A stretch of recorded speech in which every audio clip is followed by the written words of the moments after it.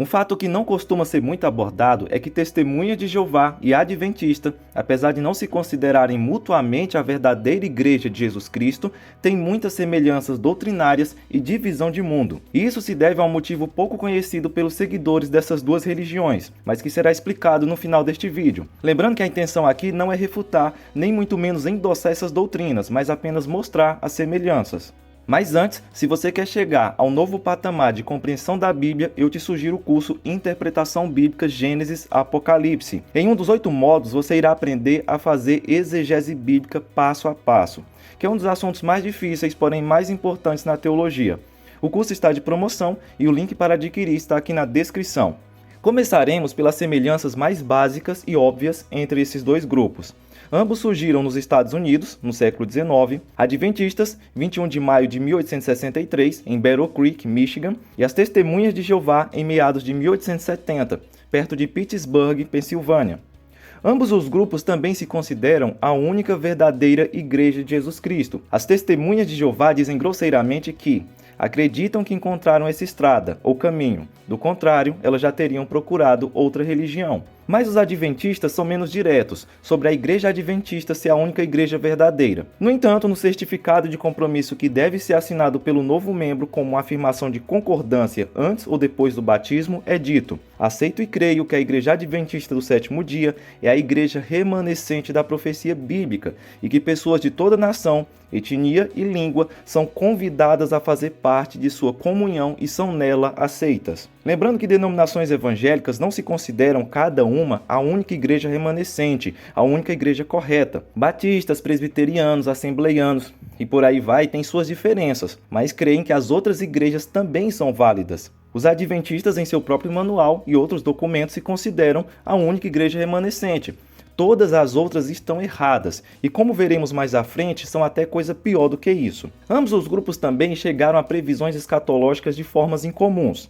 Segundo o site oficial da Igreja Adventista, Guilherme Miller, juntamente com os Milleritas, grupo composto por membros de diversas igrejas, passaram a pregar a iminência do retorno de Cristo. Miller, pelo seu estudo sistemático da Bíblia, cria que Jesus retornaria à Terra em 1843. Já Samuel Snow, com base nos cálculos das profecias bíblicas, concluiu que o retorno de Jesus ocorreria no dia 22 de outubro de 1844. Obviamente isso não aconteceu e esse dia ficou conhecido como o dia do grande desapontamento. No dia seguinte ao desapontamento, dizem eles que Deus consolou o grupo de crentes, dando a Irã Edson uma resposta sobre o que realmente acontecera. Em um vislumbre, viu Cristo entrando no lugar santíssimo do santuário celestial e não retornando à terra. Em fevereiro de 1845, a futura Ellen White recebeu uma visão que confirmaria a experiência dele sobre a entrada de Jesus no lugar santíssimo do santuário celestial nesse dia.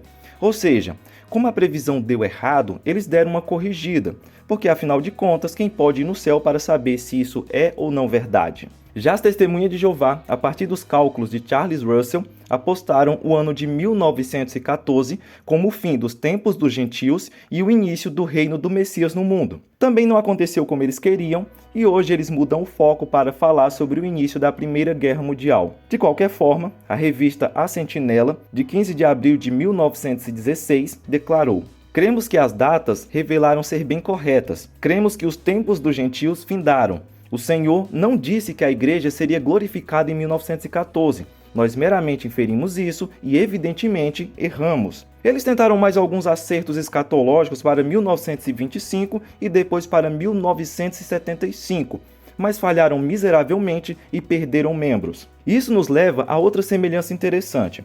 Tanto Testemunhas de Jeová como Adventistas, a partir do livro de Daniel e Apocalipse, creem que os 1260 dias mencionados nesses textos se referem não a dias literais, mas anos.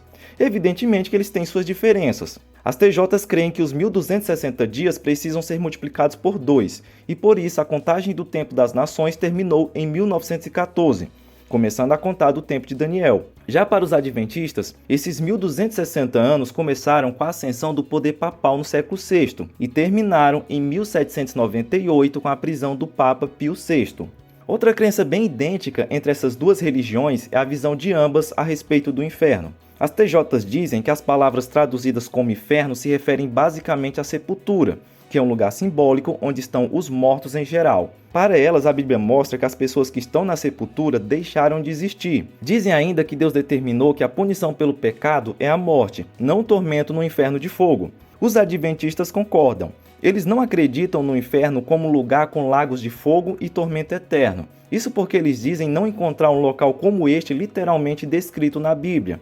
Douglas Morgan diz: adventistas também argumentam que um Deus de amor não condenaria seu povo, mesmo pecadores, a uma punição sem fim. No site das TJs é dito: essa ideia é contrária ao ensinamento bíblico de que Deus é amor. Argumentos simplesmente idênticos. Se o inferno não existe, então o que acontece entre a morte e o julgamento eterno? As testemunhas de Jeová dizem, a Bíblia diz, os viventes estão cônscios de que morrerão, os mortos, porém, não estão cônscios de absolutamente nada. Assim, quando morremos, nós deixamos de existir. Os mortos não pensam, não fazem, nem sentem nada. Os adventistas concordam. A Bíblia descreve a morte como um estado inconsciente, um sono profundo do qual a pessoa aguarda a ressurreição. Salomão, o homem mais sábio que já viveu, escreveu: porque os vivos sabem que hão de morrer, mas os mortos não sabem coisa nenhuma. Os mortos não louvam o Senhor, nem os que descem à região do silêncio. Novamente, argumentos idênticos. As TJs e adventistas também veem uma importante relação entre Jesus e Miguel. Para as TJs, Jesus é o arcanjo Miguel, ou seja, ele não é Deus. Portanto, o arcanjo Miguel é Jesus em sua existência pré-humana. Depois de ter sido ressuscitado e retornado ao céu, Jesus assumiu novamente sua posição como Miguel, o anjo principal. Os adventistas concordam que os dois são a mesma pessoa, porém creem que Jesus é Deus. Uma diferença fundamental, apesar da semelhança. Em poucas palavras, para as TJs, Jesus é Miguel. Para as adventistas, Miguel é Jesus. Outros aspectos da visão escatológica dessas duas religiões tendem a ser também incrivelmente parecidos. Observe o que dizem as testemunhas de Jeová. Este esquema encontra uma aprovação muito geral de todas as seitas, e a tendência de seus esforços vai nesta direção. Isso também está em harmonia com a profecia que mostra não apenas que as várias seitas do protestantismo se unirão como uma só, mas também haverá uma estreita afiliação com o catolicismo romano. Estes dois extremos do céu eclesiástico se enrolarão como um pergaminho, os dois rolos, protestantismo e romanismo, se aproximando cada vez mais à medida que o seu poder sobre as massas diminui. Pensamos que o termo protestantismo provavelmente será completamente abandonado como uma concessão à Igreja de Roma, para assegurar seu favor. Agora preste muita atenção no que dizem os adventistas. Os passos reais tomados para unir o mundo inteiro sob a dominação do papado são retratados no Apocalipse 13. Aqui, a besta de 2 chifres, os Estados Unidos, é o grande agente que exerce todo o poder da primeira besta, o papado. Ela causa o estabelecimento da imagem da besta, na união com o protestantismo apóstata e a imposição mundial de sua adoração.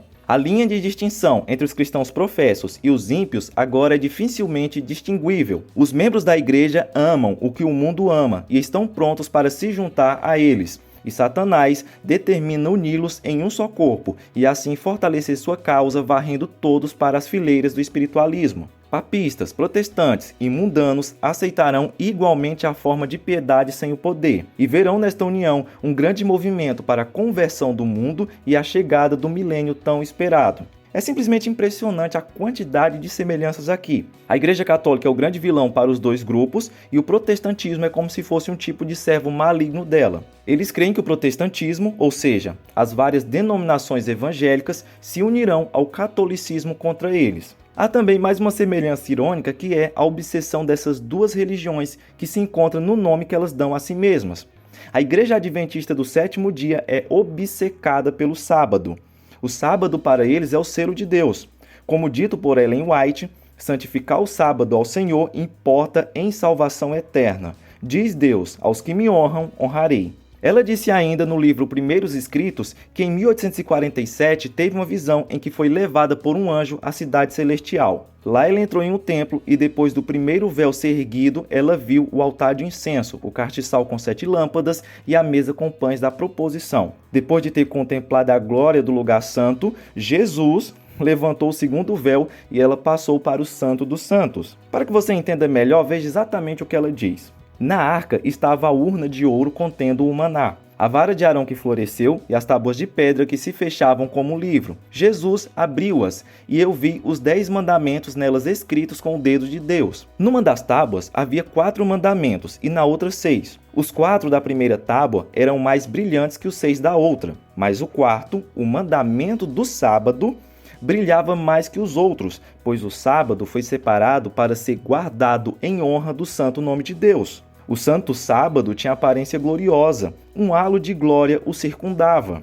Agora você entende a relevância do sábado para os adventistas. Já as testemunhas de Jeová são obcecadas com a palavra Jeová. Elas se acham as únicas certas porque só elas fazem isso. A parte mais engraçada nessa história é que o nome Jeová veio de um monge espanhol que no século XIII traduziu erroneamente a palavra Yahvé Yahweh para a palavra Jeová. Nunca se ouviu falar desse termo antes. Até mesmo as testemunhas de Jeová finalmente admitiram isso. Certo, temos que admitir que existem muitas semelhanças que são muito específicas a esses dois grupos e existem diversas outras que podem ser discutidas em outros vídeos. Mas agora chegamos a um ponto importante. Por que existem tantas semelhanças entre adventistas e testemunhas de Jeová? Com a palavra Charles Russell, fundador das TJs, por mais que elas não gostem de admitir isso por dizerem que Miguel ou Jesus é o seu verdadeiro fundador. Assim reconheço estar endividado com os adventistas e com outras denominações, pois embora o adventismo não tenha ajudado em nenhuma verdade específica, ajudou-me grandemente a desaprender erros e assim me preparou para a verdade. Russell falou ainda sobre outros adventistas famosos que o ajudaram e por quem ele tinha gratidão. Portanto, agora temos certeza que as semelhanças entre adventistas e testemunhas de Jeová não são meras coincidências. Russell herdou muito dos ensinos peculiares adventistas. Podemos dizer que adventistas e testemunhas de Jeová são parentes bem próximos. Porém, você sabe, nem sempre a gente gosta ou se dá bem com os nossos parentes. Aproveita para assistir o vídeo que está aparecendo aí na sua tela sobre a marca da besta. Que o Senhor te abençoe e até a próxima.